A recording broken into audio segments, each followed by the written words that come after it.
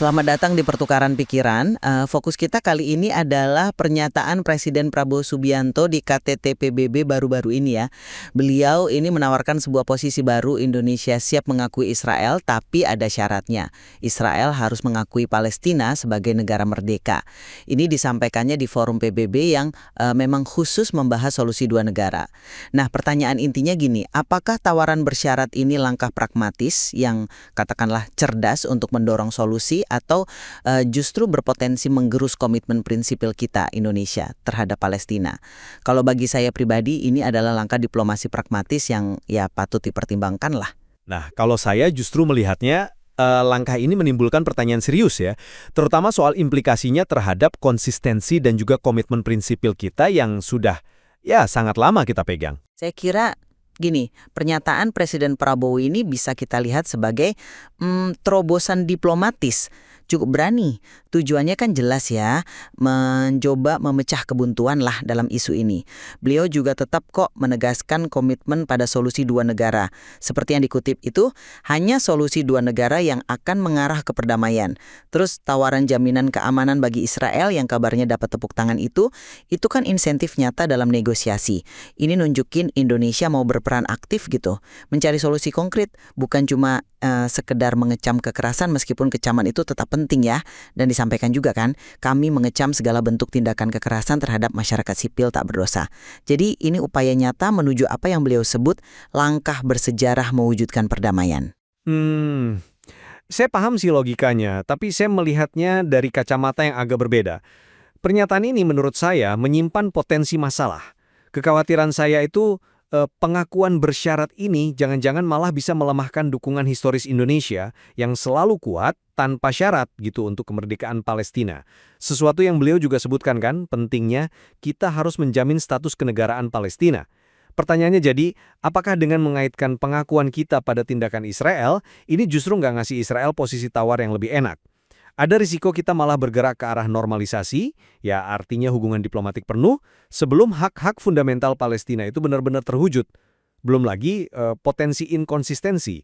Kita menawarkan jaminan keamanan Israel, sementara di pidato yang sama mengakui adanya agresi Israel dan juga tragedi serta bencana kemanusiaan di Gaza.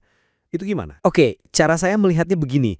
Tawaran bersyarat ini tuh ngasih insentif yang jelas ke Israel, ya kan? Ini juga menempatkan Indonesia sebagai negara muslim terbesar secara strategis di meja perundingan dengan tawaran diplomatik yang punya bobot gitu. Ini cara proaktif sebetulnya untuk mendorong implementasi solusi dua negara. Sebuah tujuan yang ya kita semua sepakat lah urgensinya. Saya kok belum sepenuhnya yakin ya. Bukankah langkah ini malah bisa ditafsirkan sebagai pemecah front persatuan internasional yang selama ini kan bersikeras menuntut Israel mundur dulu dari wilayah pendudukan sebelum ada pembicaraan normalisasi?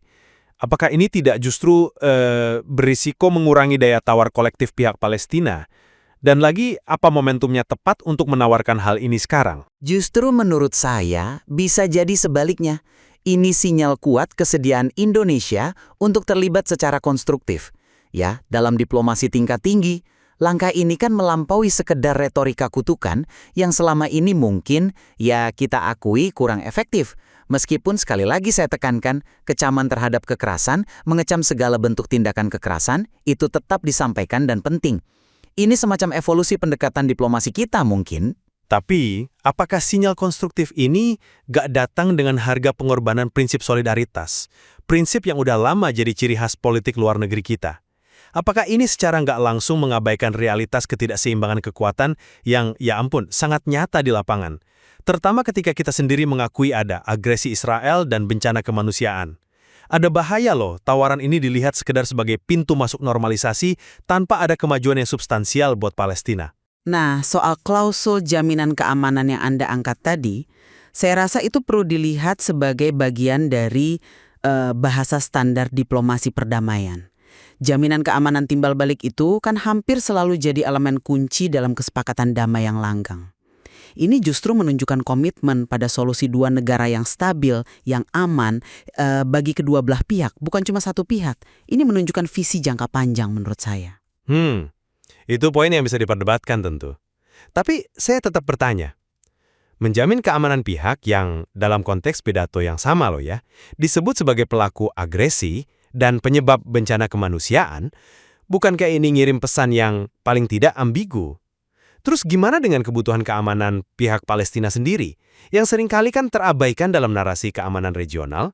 Apakah ini nggak berisiko dianggap meremehkan penderitaan dan urgensi keamanan bagi Palestina itu sendiri? Oke, jadi sebagai kesimpulan ya, saya tetap berpandangan bahwa pendekatan pragmatis yang coba ditawarkan Presiden Prabowo di forum PBB ini membuka koridor baru.